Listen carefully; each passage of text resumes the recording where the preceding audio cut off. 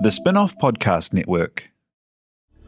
This is Kiwi is back for a brand new season with more inspiring kōrero from special guests including rugby player, father and role model TJ Perenara. My family bring me joy. Rugby brings me joy too, but it's not the same joy as my family brings me. And global dancer and choreographer Kirsten Dodgen. For some reason, people think I'm very intimidating.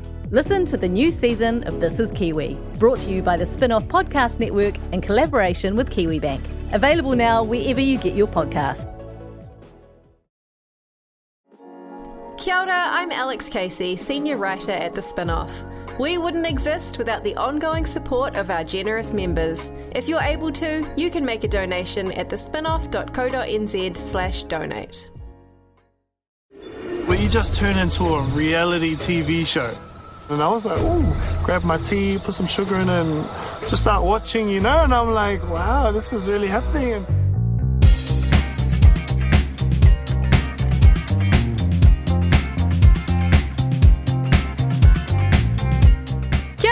Welcome along to The Real Recap.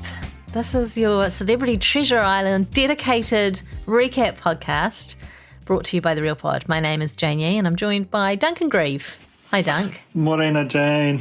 How are you going? I'm good. I had a day off. I spent most of it watching Celebrity Treasure Island and ultimately wishing I was on Celebrity Treasure Island without the cameras. I like some things on Celebrity Treasure Island so much as a thing to do. And then also being really grateful that I wasn't on Celebrity Treasure Island. So I'm in the zone. I want to be on it with the cameras. Of course I do, though, right? We've got a team missing today. Alex Casey, she's not with us. She's got the sniffles. Don't worry, she's taken all the right precautions, getting tested and so on. So, yeah, sad about that. But we're just going to, I don't know what we're going to do, make a meal of a podcast probably, Duncan. Delicious meal of beans and rice. Tell you what, though. I'm beans. Well, I'm obviously rice then, aren't I? Honu. Is it Honu? No, who's eating like kings? Oh, Repo. Man, they're chowing down. Edna's eating more than she's ever eaten before on this island. I thought that was actually like a little tell when Edna sort of said, I'm gaining weight on the show. Yeah. I'm like, how do you know? Do you have luxury accommodations with scales in them? Yeah, that's what I was thinking. No, we found out some stuff, but we'll get on to that. First of all, a little bit of Matchizo-style housekeeping. If you would like to join the Real Pod Corner to discuss Celebrity Treasure Island or literally, in fact, anything, then head along to facebook.com/groups/Real Pod Corner. Also, follow us on Instagram. The Spin-off Podcast Network is our Insta handle. And I think that's everything. We can just dive on in. We can get into the drink. Right, episode 4. Before we discuss the things that actually happened this week, I had some questions last week, didn't I, about, what they did get up to, what they were allowed, what they weren't allowed, and that kind of thing, being celebrities. And it turns out, through insider information, that actually they didn't have all the luxuries of the celebrity life that we might have assumed. They did sleep at camp, Duncan. They slept on sack beds.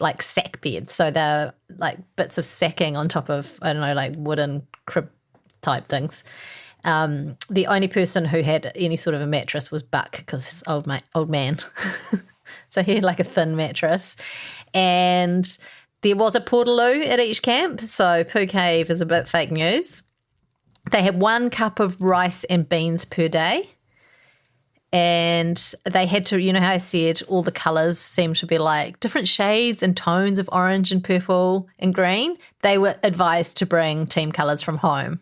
Not even a bulk ACE colour order, just to get everyone in the same shade. That's amazing intel. I mean, it's definitely true, but I'm just going to choose not to believe it because I can't really imagine it. Neither. These aren't just sort of chill celebrities. These are proper ones. Yeah, totally. Out there in the elements. But I respect them so much more now. And they had, when they arrived, apparently production went through their bags and confiscated like batteries, watches, matches, and they don't have access to phones at all. None of this get it in the evening for an hour to scroll the gram.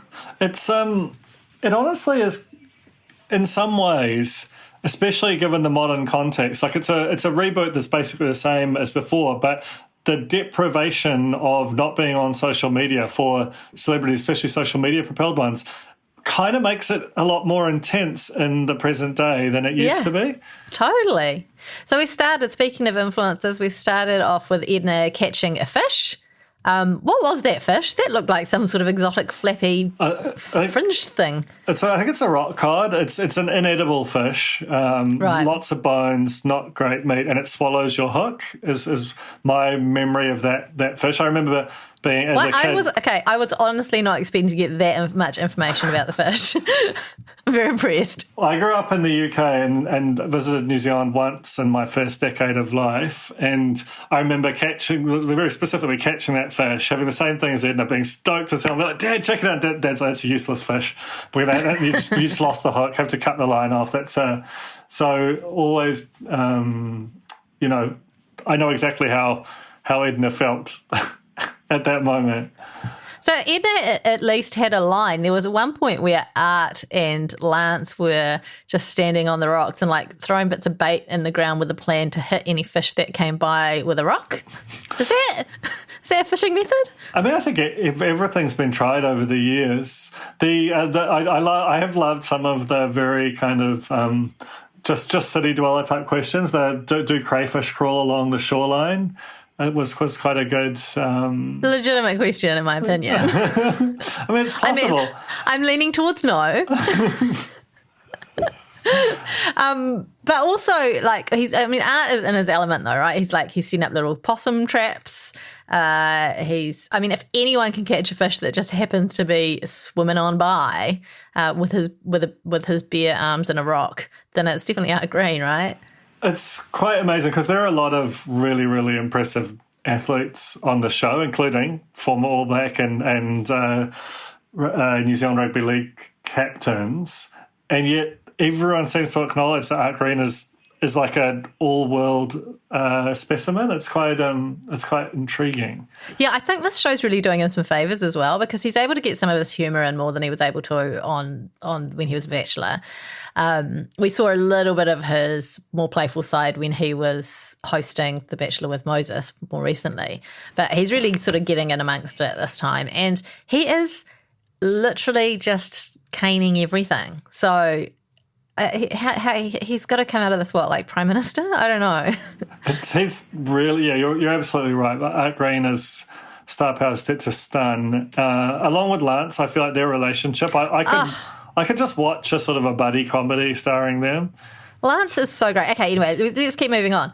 At one point, Chris Parker, if I just can comment on fashion, very early on in episode 4, was wearing thermal top, long sleeve thermal top, and Speedos. So, winter upstairs, summer downstairs. That's Northland. Chris is also just absolutely crushing this whole show. In fact, the right at the end of the week, which I'm sure we'll get to, the emotion died. I know. It is such an emotional show, and everyone seems to have really intense personal stories about the charities that they've chosen and their relationship with those charities. It sort of reminds you, I guess, celebrities are real people too, Duncan. Oh, look. Some of them do appear to be real people. That's amazing. Also, early in this episode, Buck he's so amazingly grouchy. Basically, he's so grouchy. Says almost nothing, but when he does, it's just like a clear condemnation of everyone else on the show. The rugby teams never make deals; they go out there to win. Yeah, But I love his insistence on comparing Celebrity Treasure Island to the World Cup final. But also that I mean, it sort of seems so trite to even discuss it, given that it's obviously real stupid. But there's more than one way to win, and rugby is not the only context to understand the world through. It's simply not true. Go back to England. Okay, so there's a new. Well, first of all, there was that Big Mouth game, and the only thing I really want to say about that, I thought it was quite funny, was when Art said, I like ho-ho-hum-holes, which is I like popping pimples, all I heard was, I like fucking lentils. Go back and have a re-listen. I actually found that game really boring, and find that that's the whole segment quite tedious, like because it doesn't have any of the tension. You mean the whole charity challenge thing? The charity challenge within the team. I thought this was fun, and Munter called Angela. I'm sorry, this is not part of the challenge, but afterwards, Jess won that challenge, by the way. I thought it was fun.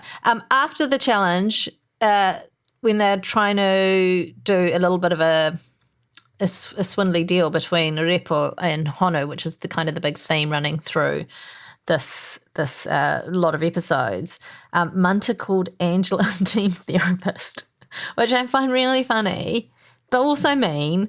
And as we progress throughout these episodes, these two do they really not get on? I think they properly hate each other, and I'm quite enjoying it, especially now that Ange is like clearly like a massive team asset, like was just a beast sniper. She's absolutely right about the alliance. Like they should totally double cross. She knows exactly what she's doing.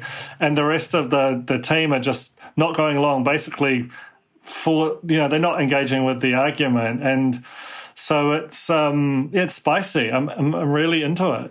Do you know what? I think that Angela Bloomfield, and it's too late because she's obviously off the island now, but if she had gone into it thinking, what would Rachel McKenna do? She'd have this whole thing sewn up. True. Rachel McKenna would win Celebrity Treasure Island, without a doubt. Yeah, she's got a very kind of conniving, double-crossing, duplicitous personality. Absolutely. She'd totally take it. And maybe Angela can do that all on her own. Maybe she doesn't need the team. Maybe she can just play everyone. I think if Honu becomes, like a sort of a multipolar Tammy Davis versus Angela Bloomfield, I back Angela to sort of bring everyone across to her. I think she's starting to show her utility for the team, and he's very one-dimensionally just hating her, which is that's his role on the team, right? Yeah, it seems to be.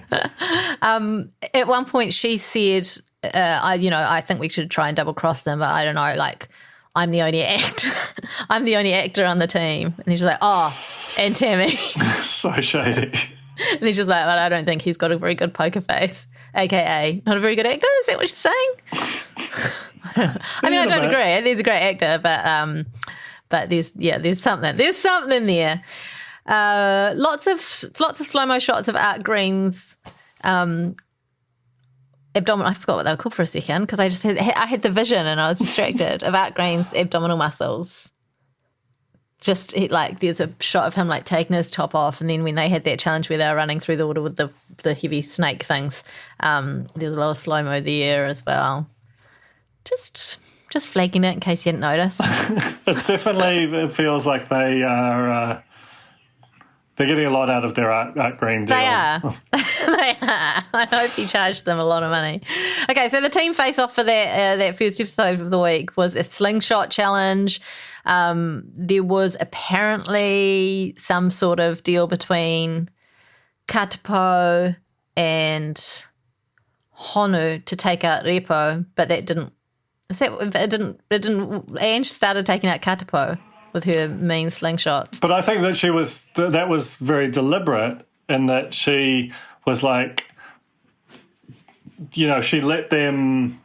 She basically just sort of slowly bled out Katipo because based on the doing some kind of game theory type stuff. I thought it was really, really impressive. Yeah, and it kind of destabilized everyone, right? Like everyone was like, what is happening?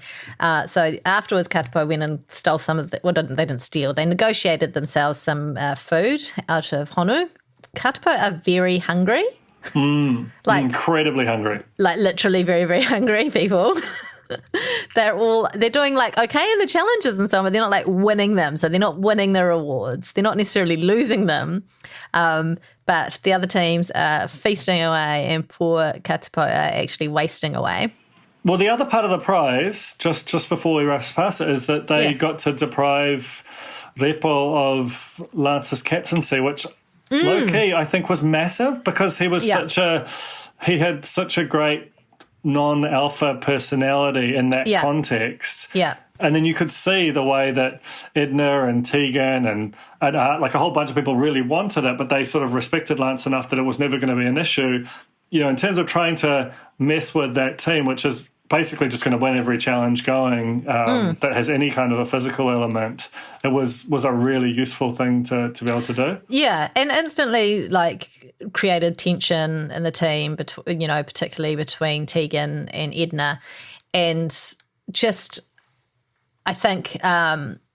When Lance first came in, when everyone's sort of trying to be nice to each other, and Lance comes in as captain, it's like no one's going to challenge it anyway, right? No one's going to come out day one and be like, aggro about it because they're trying to, present it. But after a week, when they're hungry and they're tense and they're not happy with all of the decisions that have been made, that's when the fireworks are coming. You're just hanging out with each other all the time. It's and we know we're all in lockdown, right? And hanging out with our fucking families all the time. I mean, if you're in Auckland. Yeah, they're all in bubbles up there, Yeah, they're in their bubbles. And you can already sense that the bubble is starting to get a bit annoyed with Edna, and should be good TV.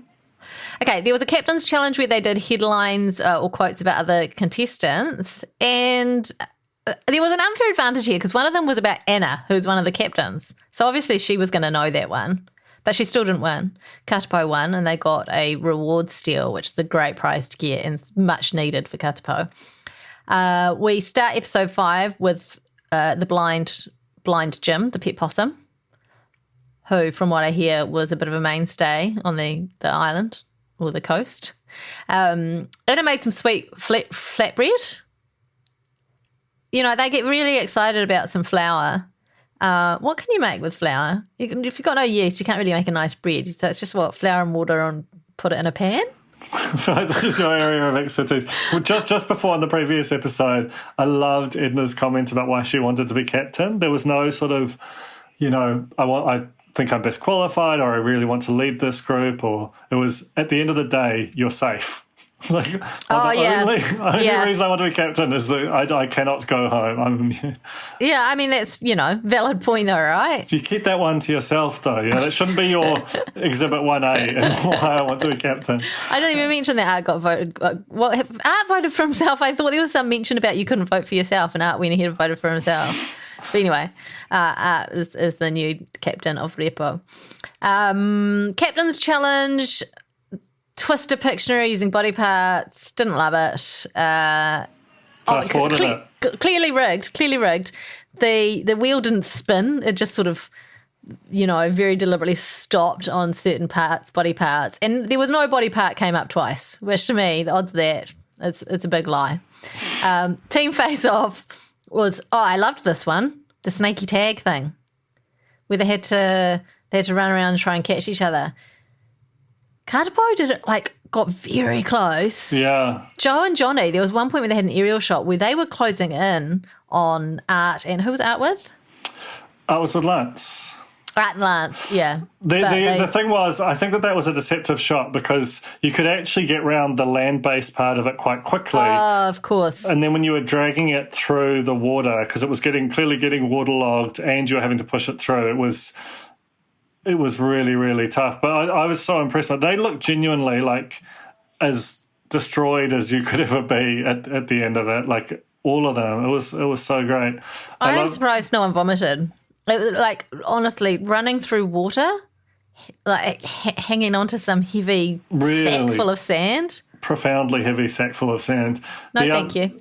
The other thing just before that, which I thought was quite funny, was Bree in the voiceover when Art forgot the note to hand to Honu was like, I bet you never forgot the roses on The Bachelor. And it's like, pretty much that happened quite a lot. Yes, it did. In fact, and there was no final rose. Notoriously, at least for the consumers of this podcast, notoriously.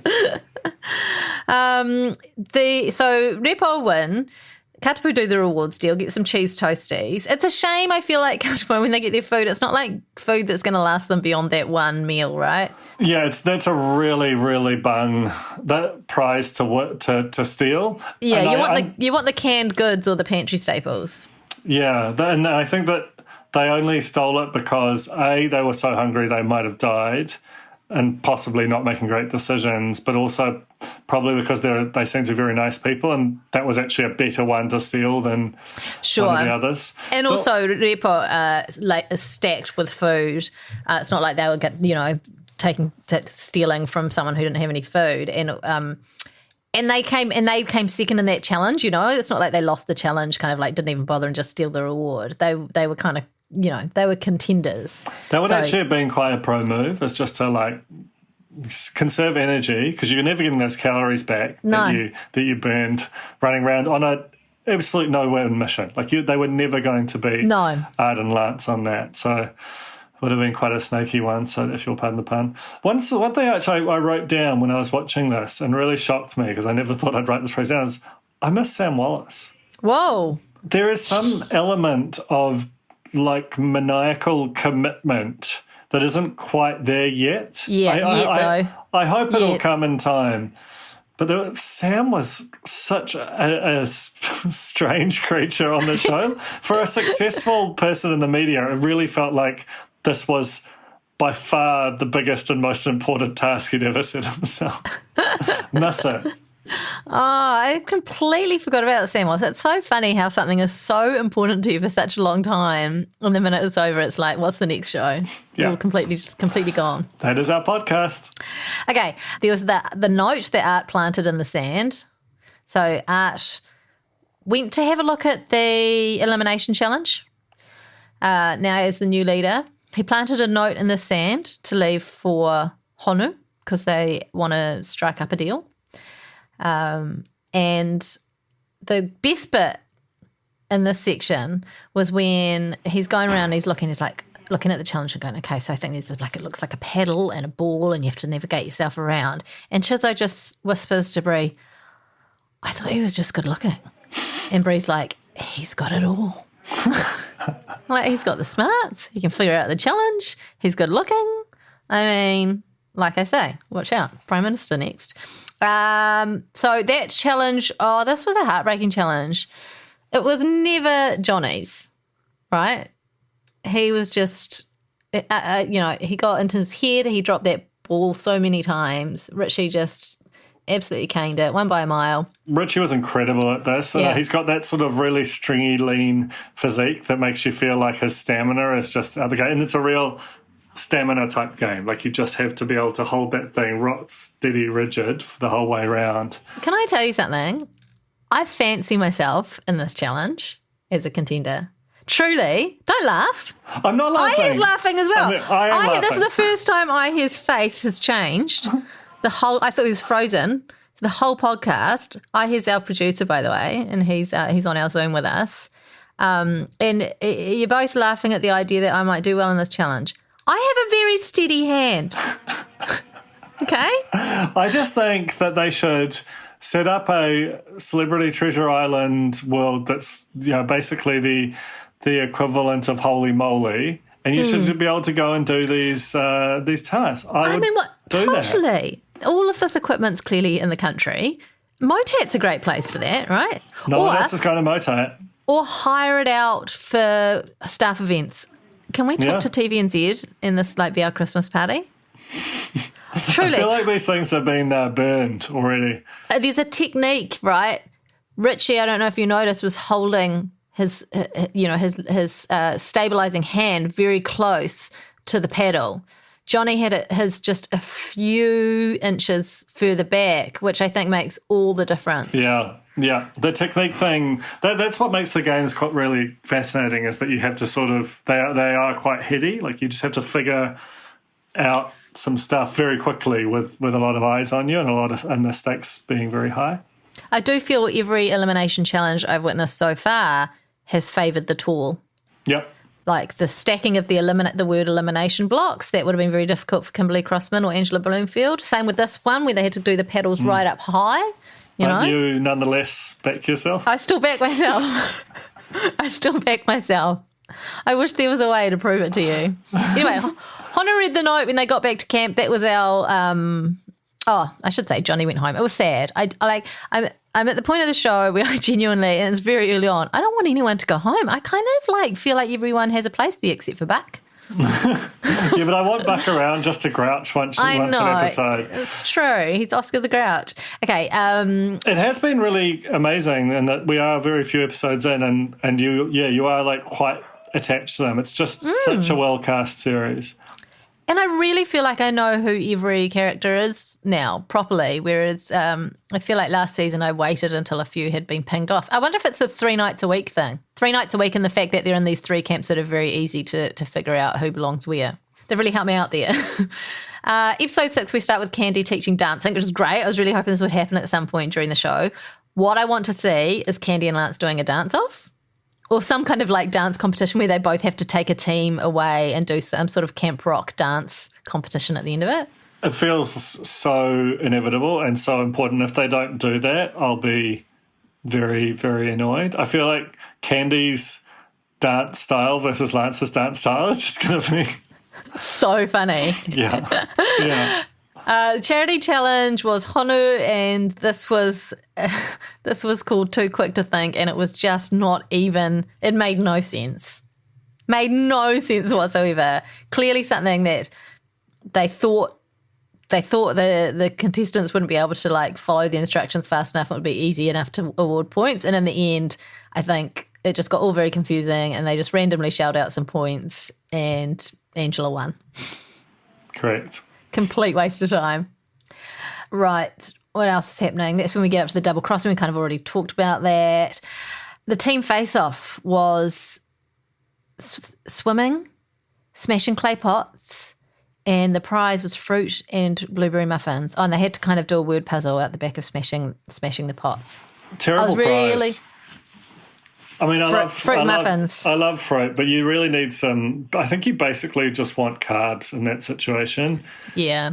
You need some heavy, put you to sleep, kind of just some stuff you can draw on all day. Fruit's not getting it done. No, but fruit's good for your well-being, right? Yeah, but... It's great for your morning smoothie. I'm having a smoothie right now, packed full of fruit. I already had mine. I just remembered I forgot to put spinach in. Yeah, I do that. I've been forgetting that every day. That's my my one plus a day for veggies. I haven't got it in. Anyway, we heard Chizzo finally, for the first time, it's taken a long time, say in the drink. And they even referenced the fact that it was his first in the drink of the season, which I loved. I was really amped to see Anna Simsick just like cane it. What happened there? I think swimming, carrying a really heavy thing might be a totally different discipline to just normal swimming. It looked very difficult. Okay, 1, new Olympic category. 2, I get that. But what about the swimming out there to get it? You know? Why didn't we see her swimming out and just like pacing it out there? It was bizarre. I mean, maybe she doesn't swim anymore. Art, on the other hand, very fast swimmer. Did you see that drone shot over the top? I was like, this guy's flying. Like, just objectionable how good he is at everything. I think he should just go to, like, without no training, he should just enter the next Olympics. Decathlon. We both just said that at the same time, by the way. We did, yeah. I really think that he could probably qualify for the Olympics in decathlon. I mean, I don't even think that he should go into qualification. We should get some sort of special exemption where he just turns up on the day. Seems like the kind of thing the Olympics would do. Yeah. It would certainly jazz up the Olympics somewhat. Okay, what happened next? Repo won. Again, they are winning. At least it was close. Everything. Yeah, it was close. I actually felt like they should have just given it to someone else. It was really unclear who won. They were clearly finishing basically at the same time, Honu and Repo, and I think it would have been good for the show if Repo hadn't won, but they basically weren't even looking at anyone else because they just sort of assumed. Yeah. Again, I feel like I would have nailed the anagram part of this puzzle or this challenge. Probably not the swimming. I think they could have actually made that a bit more fun for the viewers at home. It's true. If they hadn't given away the answer at the start, and if they'd had the letters on screen, so you could have had a little. Oh my God, Know? genius! Just saying. Yes, that's such a great move. Okay, elimination challenge.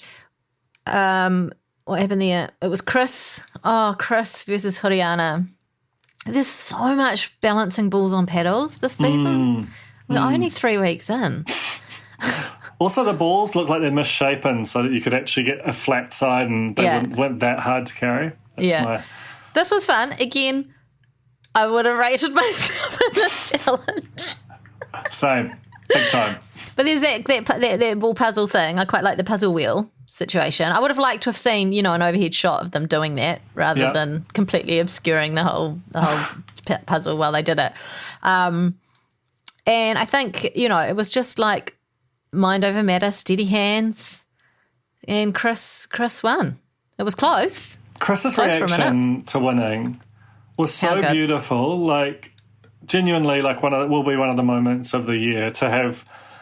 You could really sense the years of the high school trauma sort of welling up in him. It was beautiful and really beautifully shot. Or cut rather. It was just lovely. When he was standing on top of the tower at the very end and he realised he won and he did the pointy eyes. Who was that to? They made it look like it was to Honu, but I feel like, I don't know. It could have been some clever editing. And then he blew a kiss to his team. And I was just like, it was very subtle. Like, I was expecting him to be leaping about and scream, but you're right, it was almost like he was just soaking in the moment, soaking in the glory. It was very sweet. I mean, no secret that I love Chris. I'm definitely a Parker Ranger. It was a lovely moment. I love that Chris and Brynley are considered like the big threats as well. They're just because they're good at puzzles. Yeah. I wonder if the fact that they're like best friends as well is something that other teams see as something that could be, because they're going to be really inside each other's heads on certain challenges. Well, it's also, as Ange pointed out, I think, or maybe it was someone on Repo, that having that kind of chemistry, the same way that Joe and Johnny had, helps keep you there. It keeps your spirits up. You're going to be better at all of the games because you've got someone you feel close to. Yeah. And Ange wants it. She wants it. Horiana left. Farewell. She wasn't a massive character in the show, but I would have liked to have got to know her better. I guess we'll have to do that some other way. I'll just slide into her DMs. Chris wins some pirate gold. We finish with Matt telling everyone there's going to be, everything's changing tomorrow. And Ange is obviously hoping that there's going to be some team hopping because she wants out. She wants out of Honu so bad. And I want that for her, but I don't want that for me as a viewer. Yeah, that's true. One last thing I want to say before we go. Katipo did a team chant before they did the team face-off. And they're obviously saying Katipo. But it sounded like they were saying kids' table to me. Like they were chanting kids' table. And I was like, that's accurate. They are definitely the team at the wedding sitting at the kids' table. It's such genius casting, not only putting them all on the show, but putting them all together, because so much of what drives the show is just little interludes where it's them just doing silly stuff to entertain one another. Yeah, yeah. And it's really good editing. I can't remember if it's improved or if it was also good last time, but I just feel like the editing's really, really good. Splicing together some of the great comments. Maybe they've had how long to edit it? They've just been going back and refining and fine-tuning for the last year. True. Okay, that's our little podcast. Next week, hopefully Alex Casey will be back with us. And don't forget, we've got a bingo, a Celebrity Treasure Island bingo game you can find on our Instagram. You can now tick off in the drink, can't you? Chizzo yelling out in the drink at the Spin-Off Podcast Network. Thank you, I Hear. Thank you, Duncan. Thank you, Cornies. Thank you, Celebrity Treasure Island friends, fans, family alike. Get better, Alex. Get better, Alex. Okay, bye.